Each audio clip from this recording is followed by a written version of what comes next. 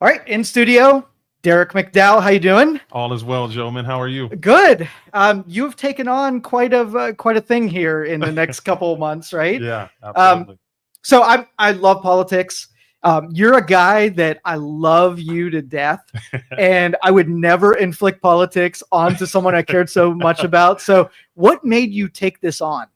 Well, like you said, some things are self-inflicted, and so Yes. no one inflicted this upon me. I'm a man of faith, and I believe that the love that I have for the city of Youngstown won't allow me to sit and watch what's going on in the city. And so, as a solution to what I'm seeing, running for mayor of the Youngstown was an answer.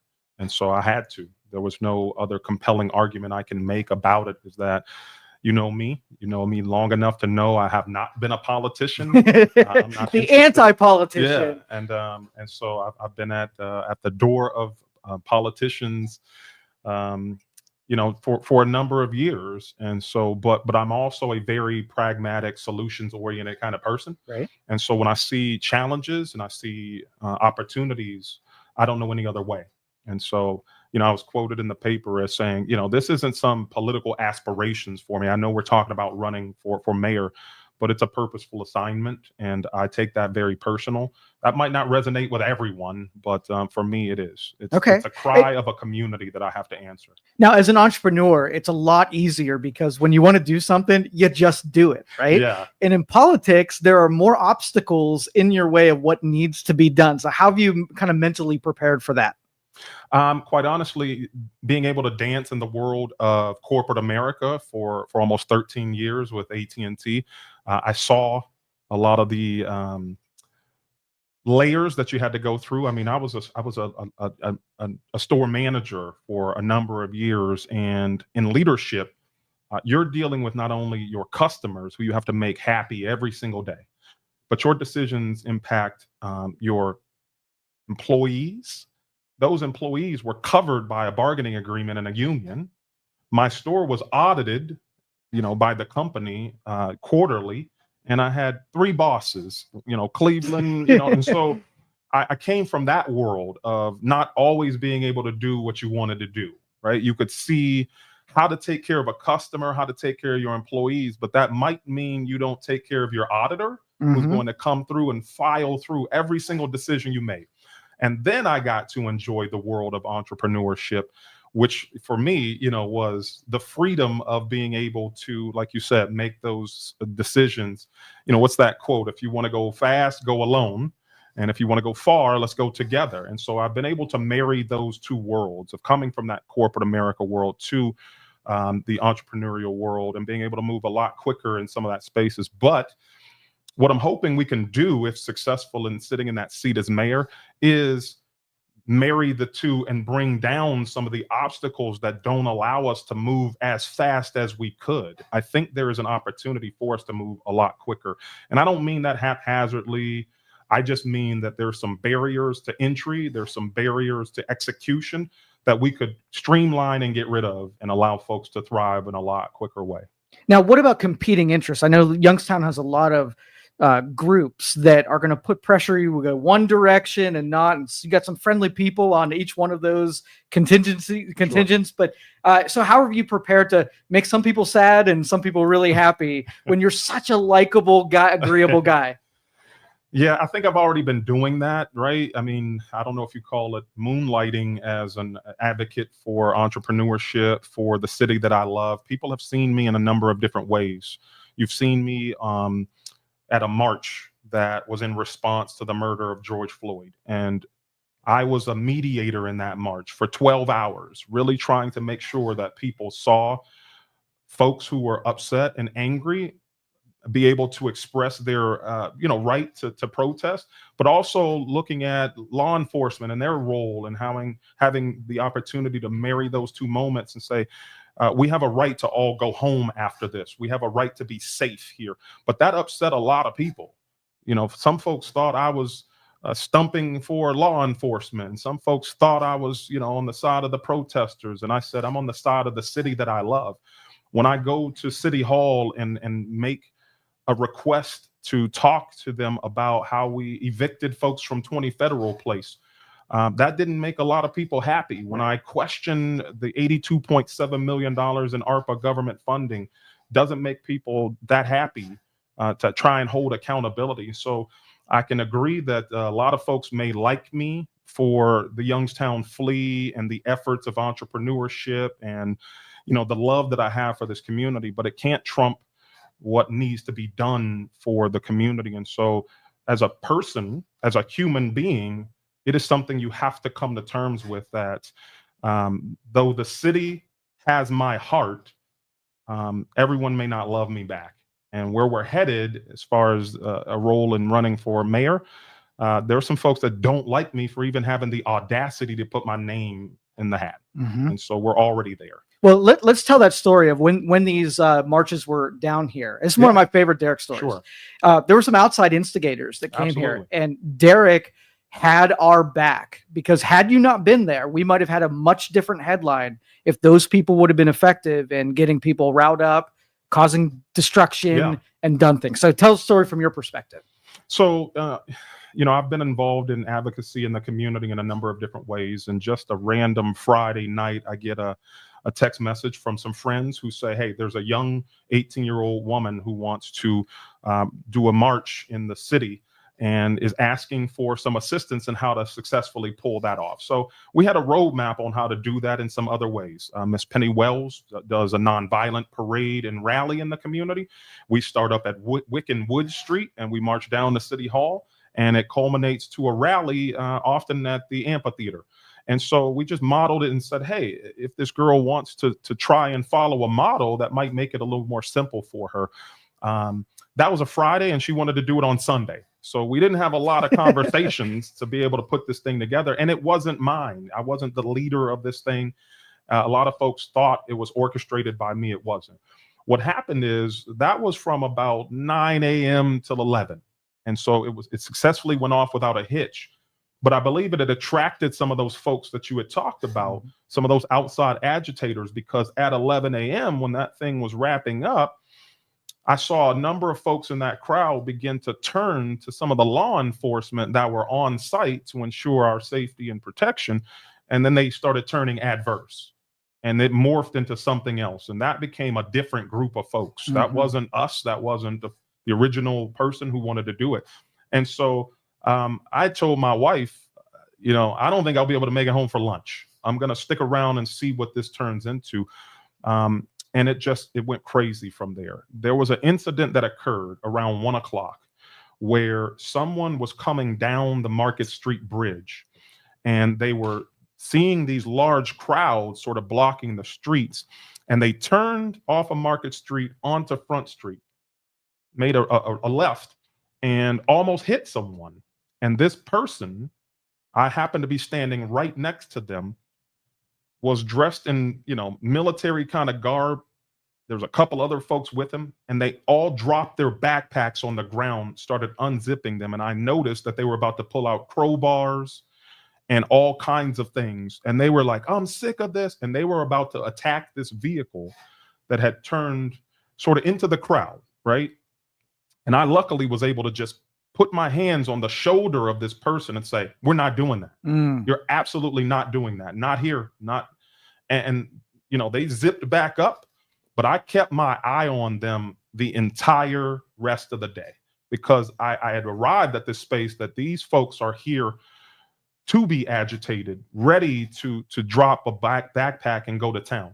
And there were other folks that were much more aggressive than this. I was able to calm them down, but I ran into someone very near here, in between, here where we're at and the YMCA, sitting on, the sidewalk, saying, I'm about to go break into every one of the businesses, all your banks, and I just overheard it as I was following a crowd of folks who were on their way up to Chauvin.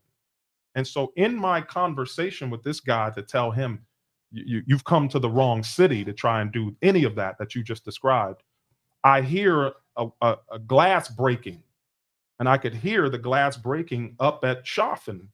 And so I had to pause the conversation with this gentleman, which was very important, because here's someone telling us that they're going to try and break into establishments, and run up to Chauvin And if you've seen me, you might have seen a photo where me and some other folks are standing right in front of that broken door at Chaffin. And I'm telling them that you will not break into our learning institutions and take away from what we're trying to do here in the city of Youngstown and educating our kids. And then you see me following this group of folks all the way over to the WRTA bus terminal, stopping a barren bus that was pushing its way into the crowd, creating agitated moments where people are now throwing things at this bus. You had folks trying to rile up inmates in the downtown jail. You had folks creating fires on 680. That's where you might also have seen me, is I'm going up Market Street Bridge, turning on to 680, walking, and alarming folks to say, this is dangerous. This has gotten out of hand. And at that time, the city had announced it was going to enact a curfew. And so you had 15 minutes before you started seeing YPD, SWAT, came in. And so I'm just that person. I mean, there was a contentious moment on Boardman Street between some protesters and YPD. And I don't know if it's a disparaging statement to make, but I mean, they created what we call that blue wall, where they were standing in line and saying, no further, you won't go any further. And these protesters were just face to face with them.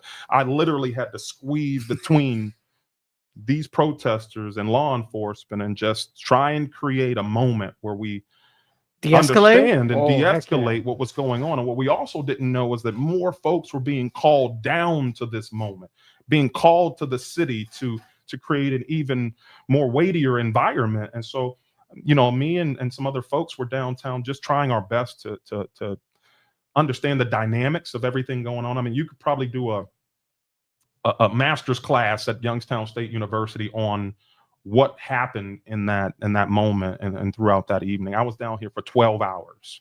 And so, it resulted in, very little destruction to our downtown. I think it also led to an accommodation with Youngstown police force because if you remember, former Vice President Mike Pence came to town. He was in town to check out Lordstown Motors, and then came to the YPD station, and I was invited to really observe those proceedings.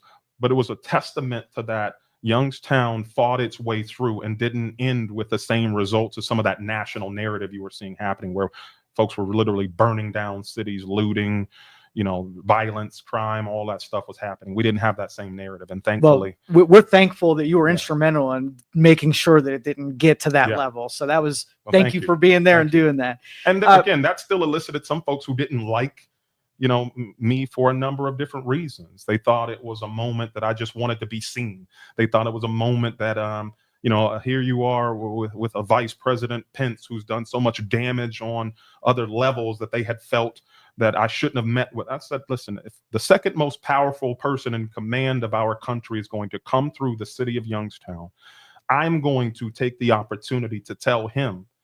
That wasn't a photo op for me. That was an opportunity for me to talk with him. I actually drafted a list of things. I was sitting at my kitchen table, and I don't know how much time we've got, but I'm going to take this moment to say that while I was sitting at my kitchen table the night before that event was to occur with former Vice President Mike Pence, I said, I have a list of things I want to say to this man.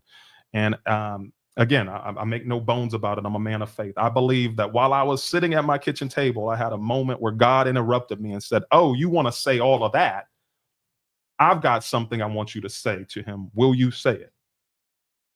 Now, for me, right? That doesn't happen often in my faith, right? No. But you take it real, because I'm over here just going to town. When he comes, I'm going to say this, Joe. I'm going to say that, and Youngstown needs this.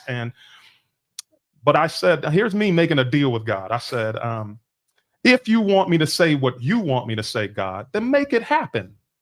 Because this man is, again, the second most powerful man in command of our country at the time. He's going to have Secret Service. He's going to have handlers. He's going to have all that stuff. So make it happen.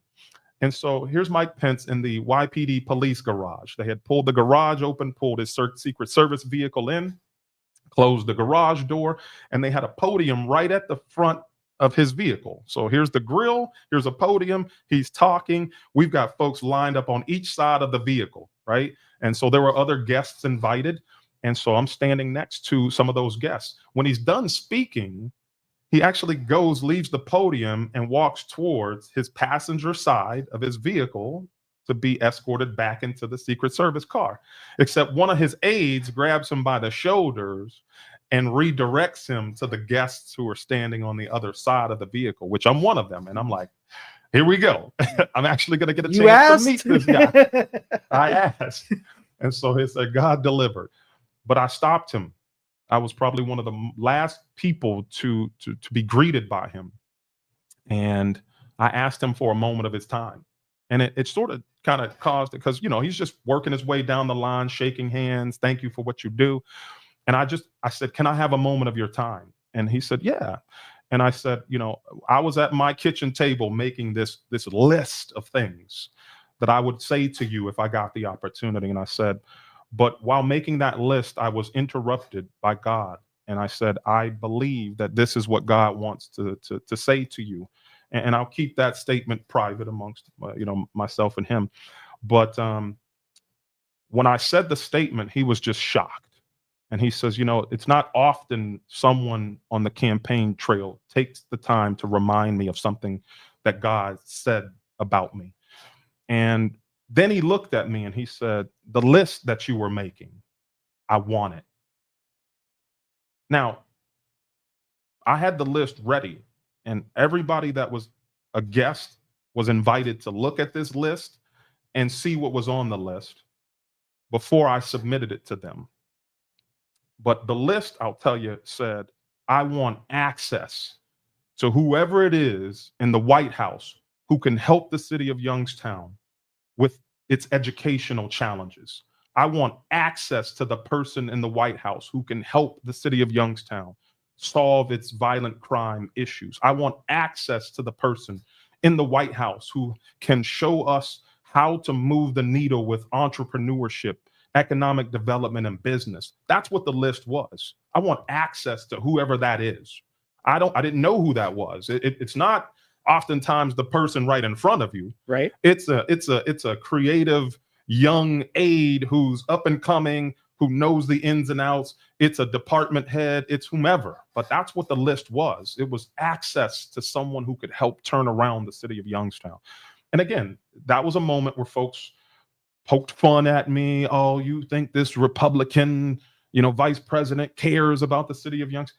Again, we're back to the second most powerful man in command of this country was in our city. And I will not let go the opportunity to submit to him that we need help and that we want to turn around a lot of these issues. And so, of course, they weren't reelected. That was towards the end of that term for them. And, I didn't see any results of it. And I make no bones about it. But if I had to do it all over again, I'd have did the same thing.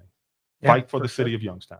Yeah, and that's one thing about politics is certain people, if you're in a moment with Mike Pence, they want you to take a shot and get a gotcha moment, and it does no good whatsoever. Yeah. You make a connection or a network within an administration that can feed you information or help or whatever. Way more practical, that is for sure. Yeah. All right, so let's talk about the administration that you picture.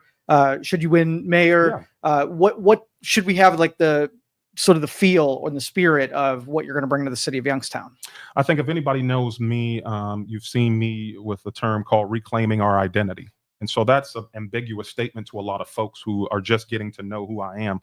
But it's really core to what I believe is the future for the city of Youngstown is to deeply know who we are so that we can chart a course to where we're going. And you wouldn't do that, I don't believe, as a parent to send your children out to a world and they don't know who they are. They don't have a name. They don't know their last name. They don't know their parents. They don't know their origins of how they got here. Or, so we don't do that on a personal level. And I don't think we should do that on a community level. If we look at what I mean when I say reclaiming our identity, it's that we've had identities in the past and we have let them become the only identity we're known by. Mob Town was one of our identities. Steel Town was one of our identities. Murder Town was one of our identities. And quite honestly, 47 years later from the mill's closures in 1977, we're still lamenting about that identity We're still known as the mob town when you speak our name in other communities. And because of some of the issues around violence and crime in our community, there's still folks out there who point to us as the little Chicago, or Crenshaw, and some of these derogatory terms that don't address the real issues that we're having. And it also doesn't point to the wonderful portions that exist right now about our identity and who we are. We have always been entrepreneurs. You don't get the mills in their behemoth size day one.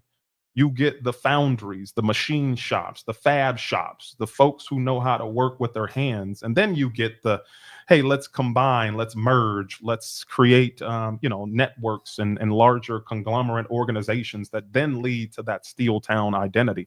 But it didn't start out that way. It started with an entrepreneurial spirit and a mentality for local small businesses.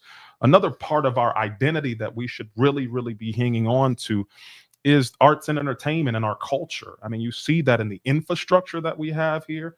We have a symphony that is world renowned. We have the Dior Performing Arts. We have Stamba. We have Butler. We have the Playhouse. We have Oh Wow. We have Smarts. We have ballet. Where we could go, the Dana School of Music, on and on and on. And entertainment has always been a way of life for us.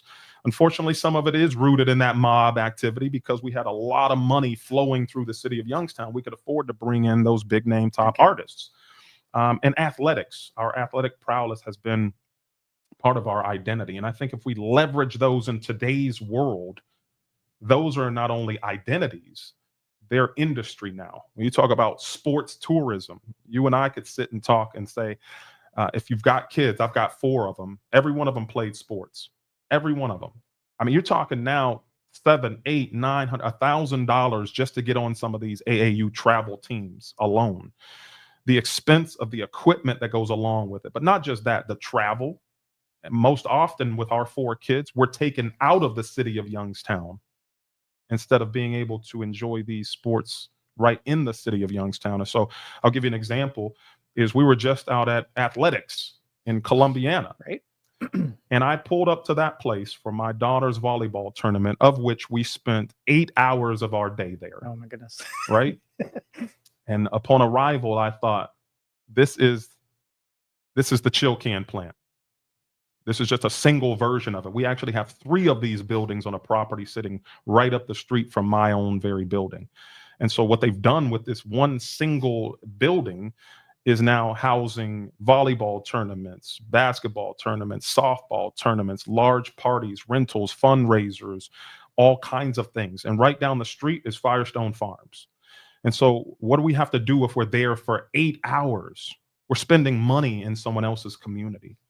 And so I contributed to Columbiana's bottom line that day with gas, food, fees to get in, to even watch my own daughter play in this tournament, concessions, all of that, right? And so we have these facilities in the city of Youngstown that we could be utilizing. And I'm not saying that is the fate of or future of the chill can plant. I'm just giving it as an example. Yeah, the light bulb goes off, and we can totally do. And say we've got 3 of these on one site in our own community. And then it takes me back to the identity of our athletic prowess. And I say, like, we're a Friday night high school football town. We have the world championship bowling team for the women's, YSU team. We've got a hockey team that's a national champion. We've got all kinds of flag football, little league, the little Golden Bears, the little D-Rayin Tigers, the little Cowboys. I mean, this is a sports oriented community, and we're not letting go of it.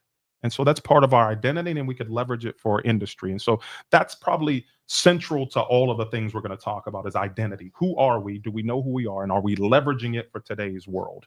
Yeah. And you're going to do a great bit of mopping up after a previous administration, some of these scars and some black marks on whatever.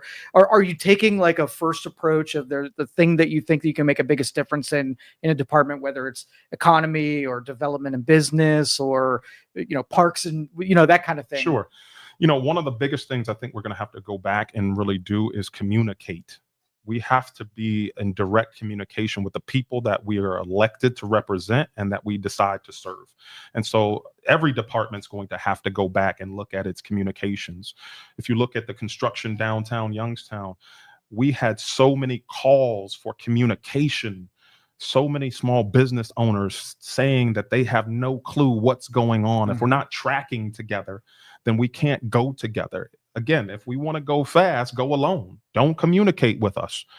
But if you want to go far, then you're going to have every department in City Hall working together to communicate with the community about the direction we want to take on your behalf. And so that's a lot to try and solve. Well, that would be one of the biggest complaints that everybody that is downtown that had to endure what we had to for the last year felt like there wasn't communication. We didn't have an ally that was sitting up the road from us. They didn't communicate. They didn't see how we were doing. Didn't feel like we had any friends in government. And that's been a frustration for myself as a downtown business owner, building owner. I've talked to a number of my neighbors, but even when I hit the campaign trail and really started talking in neighborhoods, we're talking about the ability to just listen, the ability to hear. And that's what I say to you. This is a run that is not about politics for me. It is about a cry that I continue to hear from our community that just says, we want you to listen to us. You know, my wife is a Disney buff, and I've got 2 sons and 2 daughters. So we're evenly split. Here's dad and 2 sons, here's mom and 2 daughters. But we know there's some areas we're not going to win as guys. Right. When the Disney songs come on, when Wicked comes out and they know every single word after watching, when Mufasa hits town, it's Disney in the car all day long. You know what I mean? And us guys, we just kind of sit there and the gals get to go to town. So we were planning a family vacation at one point, and the discussion was Disney, right? We're going to Disney. My wife's mother was pushing for Disney. My wife's pushing for Disney. All the girls are pushing for Disney. I bet I know where you went. And the guys are pushing for Universal. My wife's brother lives in Florida, and he's telling everybody, hey, listen, Disney, everybody's going to Universal. And so we went and polled our children, and we said, hey, this vacation, I'm not a Disney buff. My wife is, but she's willing to concede. And the consensus was, we're going to Disney. But guess who was right? My wife's brother. And so we went back to Universal. And so what do I say that for? I say that to say there are times as a parent where you have to find out where your kids want to go. My mom didn't do that. My mom did not ask her children what they wanted for dinner. My mom did not ask her children what they wanted to learn. My mom didn't take into account your perspective oftentimes. It was not a democracy. It was not a democracy in my mother's home. But that didn't make it always right?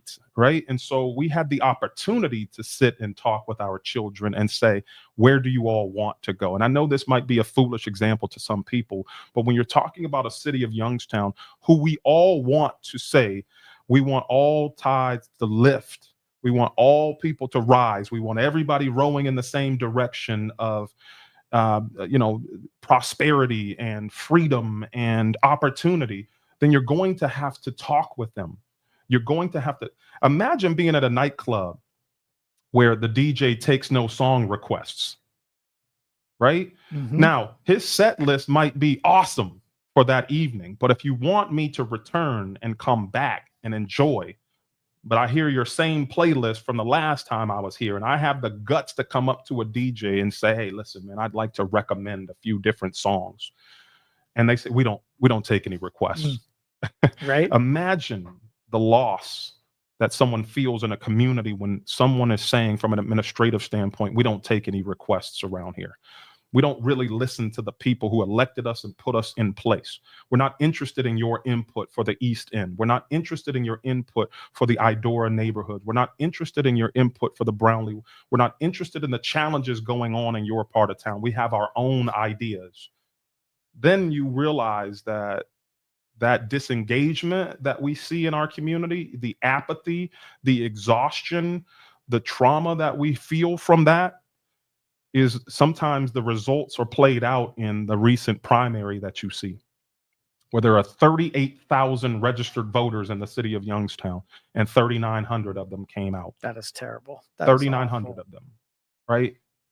That is not by happenstance. That is because a lot of those folks are feeling that their voice is not heard, that communication is not happening, that their input, their ideas, and their dreams and goals are not really relevant to where this administration seems to be taking us. And so I'm here to challenge that and say that is the central most thing that I believe could change the outcome of the city of Youngstown is our identity and our ability to communicate and hear from one another and set a course from there. Now, as far, do you have anybody, a dream team in mind for staffing and putting appointments in? No, that's a bit early for me. Of course, you've got folks in mind, but to be quite honestly fair, we've got to really look at folks who are existing in these positions and say, are they the right person and not being utilized properly within the current administration? Because, of course, a mayor has appointed folks as department heads, the chief of police, the chief of fire, economic development director, the water department. All of those are heads of those departments are appointed by a mayor, and they're given directives from that mayor. And so before I go and tell you that I'm going to absolutely terminate everyone in the city of Youngstown and start all over with our department heads, we need to evaluate properly whether those folks are a Swiss Army knife that could be utilized much differently than they're currently being used, or do they actually need to be reevaluated, put in a different seat on the bus, or removed completely? And you have to do that thoughtfully. You have to do that well. There is a process. You'll see it. I mean, transition teams are formed for that reason. Folks are asked to submit national searches or put out there to make sure we don't have other candidates that could be more qualified and more competent to do the job. And so, I won't tell you I've got the answer to all of the department head, challenges that we might be seeing. But of course, I mean, you could dream and say, hey, who I'd love to have in those positions, but you've got to be careful. But it's more merit based. It's not like the nepotism or the things we've seen in the past where somebody brings cousin and we don't father-in-law, whatever. I'll tell you right now, there's some friends of mine who I've challenged because they know that my loyalty to the city of Youngstown comes well before my loyalty to you as a friend. There are people who are in positions within this city, not just in city government, but leadership, who I will tell you, I consider them really great friends, who I will pick up the phone and challenge them and say, I believe you're wrong. And so for me, I don't have a vested interest in making sure that nepotism survives or that, opportunity goes to someone I know. It's going to go to the people who are going to solve real issues in the city of Youngstown. And if we as a community don't believe that the people we're choosing can solve the real issues of our community, then they shouldn't be in positions. Now you're a marketing guy through and through. Like you do the best guerrilla marketing I've ever seen. Your truck out there really says that you're good at messaging. You're telling your story. Well, thank you. Now, as part of your communication mission, when you're talking about the identity and you're casting some kind of vision, it is as much about telling the rest of the surrounding communities who Youngstown is and marketing people to come down here and, partake in how we see ourselves. Absolutely. I mean, how you feel about yourself matters and how folks feel about you. And so if the city of Youngstown often doesn't recognize, I remember doing a presentation for city council years ago when I first started the Flea, and it helped me to see the Youngstown Flea in a different light. We were averaging about 65 vendors per market per month in our first year. And so that was extreme growth for me because we started out with 38 vendors, our first Flea, April of 2016. And so here we grew to about 65 average vendors. But I did this presentation where I reduced the number of vendors down to 50. And I began polling each of these vendors, asking on average how much they were making. They were investing $50 for their booth space that day, but making, in some instances, $5,000. Some folks were making $500. Some folks were making $1,000 or $1,500. But I took an average of what those 50 vendors were making, and I multiplied that times the amount of markets that we had done in that 12-month window. And so we came out with close to $1.5 million in gross revenue that was sold from a parking lot near the Covelli Center. That's crazy. That's awesome. And so it caused me to look up and see the Youngstown Flea in a different light. it not only was this place where local artisans were able to buy in at a low cost without the overhead of going out and finding their building, paying the light bill, renovating the place, and all that good stuff, but it was now an opportunity to see the identity of the flea as a incubator of small businesses and as an economic development driver for our community as well. And when you see things differently, you behave differently.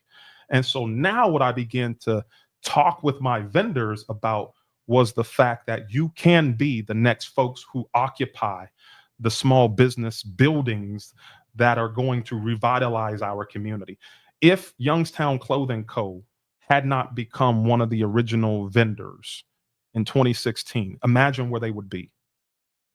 Go check their origin story now that they occupy two spaces, one in the Southern Park Mall and now their second location in the Eastwood Mall. Jump started them for sure. Go talk with Culture House Coffee. Go talk with Dough House Cookies. Go talk with Carmela Williams, who runs Deep Roots. Go talk to these folks about what the Youngstown Flea has been to them. But it started with how I saw the flea and shaped its identity. And so if a city doesn't know that its geographical positioning from Akron, Canton, Cleveland, Pittsburgh, within an hour radius, if we don't know our geographical position within a 6-hour radius of here, that Chicago, Detroit, New York, Baltimore, I mean, if we don't know that just a geographical identity, the advantages that we have with the land that we still have.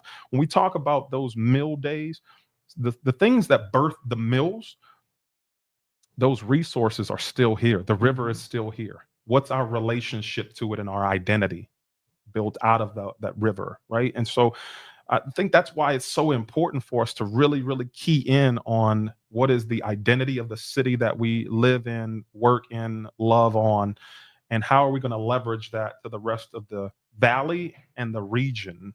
Because if it's still the Rust Belt, if it's still Mob Town, if it's still the McKelvey Lake where we dump bodies, guns, and safes from the mob era, then you don't do what other communities do with their river. I sat in a meeting this morning with Lake to River talking about the state budget that allocated money to Mosquito Lake and how important that was to be able to do so because of the economic development driver that that lake is for them. But look at the identity of our lake. Yeah. And how do we shed that? Yep. How do we shed that identity and create something that says, when I was in downtown Cortland talking with their collaborative about the identity of their main street, I asked them, down the road, you have a lake. What are some of the residents in your community doing with that lake? And they said, every night people go to that lake to watch the sunset. Every night. And I thought about that same opportunity that we have right over here on the east side of Youngstown, that how many times have we ever gone to our own McKelvey Lake and sat with my wife and my kid and just watched the sunset? Mm-hmm. And that probably hasn't happened because of the identity around that lake that we have allowed to persist for so long. And again, just one example. Yeah. Now, how important is it to you that you balance out suppliers and personnel and talent and resources that are in Youngstown proper versus tapping in to surrounding communities and serving Youngstown by using outside people and resources? Listen, I'm not going to make any bones about it. We've watched some of that occur. I would think that many of us could agree that so goes Youngstown, so goes the suburbs, so goes the valley, so goes the region. We are a trend-setting city. We have the opportunity to literally be a beacon on a hill, a light to those around us. And so I've watched us allocate resources oftentimes to outside entities well before we've used the existing ones in our own community. There are times where that's necessary to bring in experts from their field, and they don't exist here. And so we do have gaps in our resources. But I think what we need to talk about for a city of Youngstown is the fact that, no, we don't have all of the resources that we need, but we do have a great many of them that exist right here. And we have to create an environment where people are much more resourceful. I asked my wife once, What would you do if I gave you $15 and a family like ours of 6? And at one point we have 7 people because we were fostering a child. One of my wife's students was an emergency placement in our home for 2.5 years. And so I said, I got you $15. What could you do for our family of 6? And she said, well, I'd probably go to the grocery store, get some bread and some lunch meat and some fruit and whatever I could and something to drink. And we'd pack a bag and we'd go to Mill Creek Park. We'd take the kids on a hike through as many places as we could go and then try and enjoy as many free things as we could. And then we would sit at one of the pavilions and we would enjoy that food. And then we'd go back to enjoying the park. And I said, for $15, that is one of the most resourceful things that I could hear. But what I thought to myself was how sad it was to see my wife, who's a mother, and then juxtapose that to my own mother. And we grew up right up the street from Mill Creek Park and never went. Never went. I grew up on Laclede, right up the street from Foster Theater, blocks away from Mill Creek Park. And the difference between my wife and my mother, God rest her soul, I'm not disparaging her, I hope she's smiling down on me in this moment, was that my mom had such challenges that were blocking her ability to be as resourceful as my wife could be if given $15. My mother did not utilize all of the assets that were surrounding her. And so whose fault would that be, right?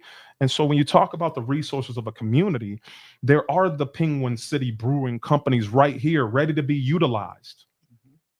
And they're supporting our community in a number of different ways as an event venue space for fundraisers.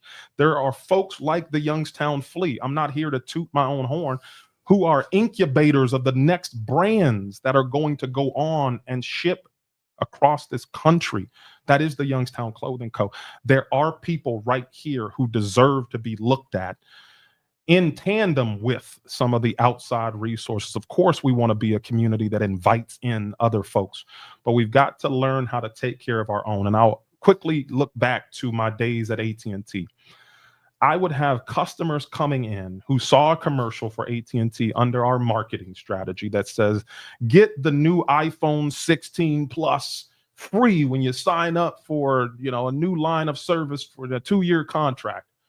And Joe says, man, I want that new iPhone. And you come into my store and here you find out that the marketing strategy was for new customers only. That it didn't apply to someone who's faithfully been with AT&T for 10 years. Ups and downs of the network and the growth strategy and the stuck it through with you through all the hard times. Dropping a call on Route 11 every time I go past, right? Glenwood Avenue's got a section that's sketchy right there. Yeah. And so here you are being told, unfortunately, that offer's not for you. That is for new customers only. Not loyal customers, just new ones. And so how do we look at a community and say that same thing? New businesses, not existing ones.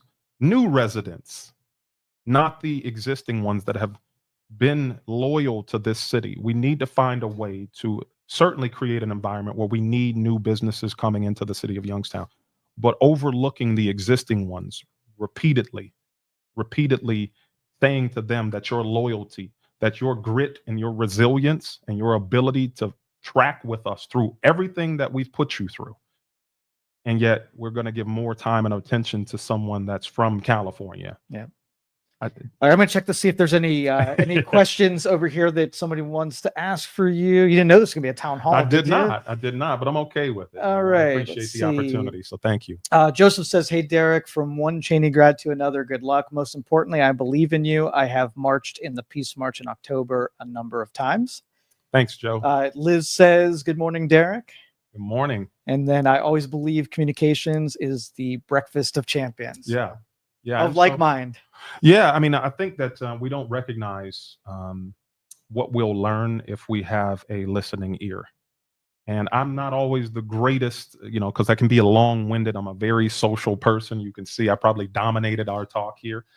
But, when it comes to the challenges that I see in the city of Youngstown, I've learned to have a listening ear and respect people by hearing them out.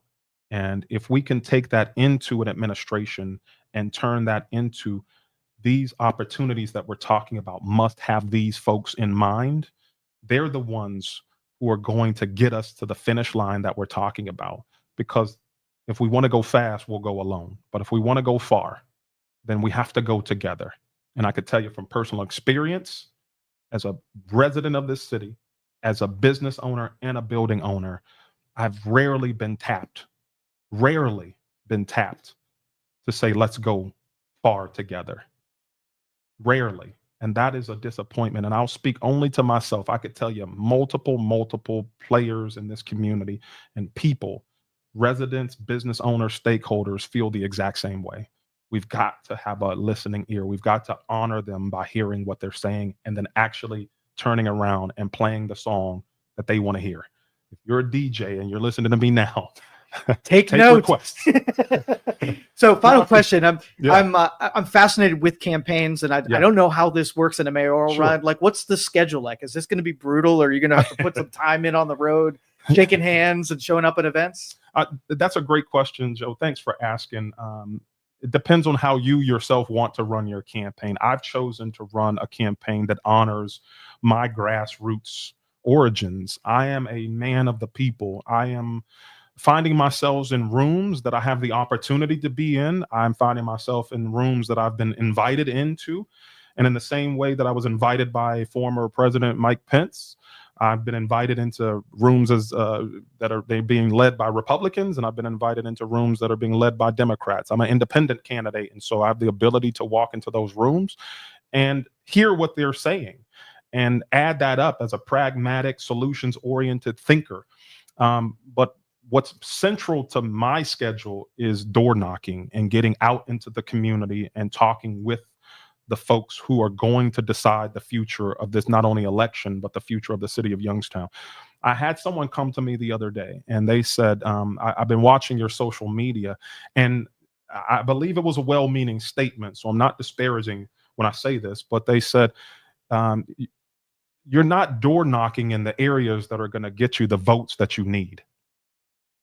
And what they see is the posts that I'm making about being in a lot of our housing projects, like the Rockford Villages, the Victory Estates, the Plaza View apartments, ESA apartments, Lincoln Knowles areas, because they're historically thought of as the most disengaged, underserved, residents of our community, and that they're not the voters that folks would tell you to look for in a strategy to win.